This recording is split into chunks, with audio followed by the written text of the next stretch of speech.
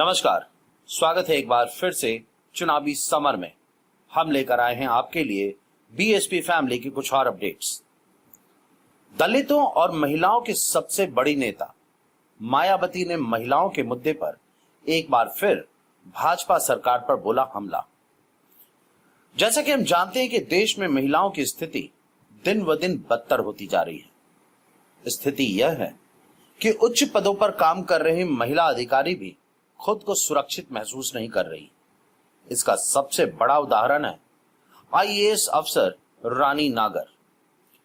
दरअसल हरियाणा के सामाजिक न्याय एवं अधिकारिता विभाग में अपर निदेशक के पद पर तैनात रही आईएएस अधिकारी रानी नागर ने गत 4 मई को अपने पद से इस्तीफा दे दिया।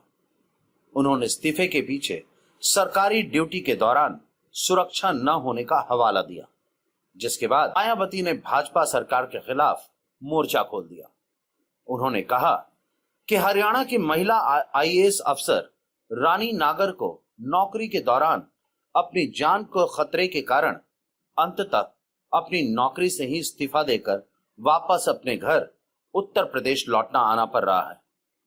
मायावती ने कहा, यह अति दुखद व अति दुर्भाग्यपूर्ण है। उन्होंने कहा कि महिला सुरक्षा और सम्मान के मामले में ऐसी सरकारी उदासीनता पर अन्य लोगों की चुप्पी क्यों है।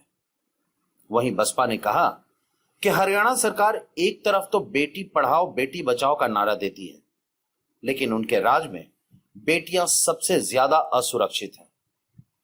पार्टी ने कहा कि रानी नागर की शिकायत के बावजूद जांच तक नहीं की गई और उन्हें घर और गाड़ी तक नहीं दिया गया। बसपा ने कहा कि आईएएस बेटी असुरक्षित थी, उत्पीड़न में थी, इसलिए इसी से दुखी होकर उन्होंने अपना इस्तीफा दे दिया। गौरतलब है कि महिला आईएएस ने वर्ष 2018 के दौरान एक आईएएस पर भी दुर्व्यवहार का आरोप लगाया था। वहीं उन्होंने एक कैब ड्राइवर पर भी अभद्रता का आरोप लगाया था। इन सब के अलावा सिरसा जिले के डब्बाली में एसडीएम पद पर रहते हुए उन्होंने अपनी जान को खतरा बताया था। इस तरह महिला आईएएस ने सरकार की नाकामी और अपनी जान के खतरे को देखकर अपने पद से इस्तीफा दे दिया, जिसके बाद मायावती ने भाजपा सरकार की कड़ी आलोचना की और उन्होंने साफ साफ कहा कि अगर भाजपा राज में महिला अधिकारी खुद को सुरक्षित नहीं महसूस कर रही तो फिर राज्य की बेटियां कैसे सुरक्षित रह पाएंगी।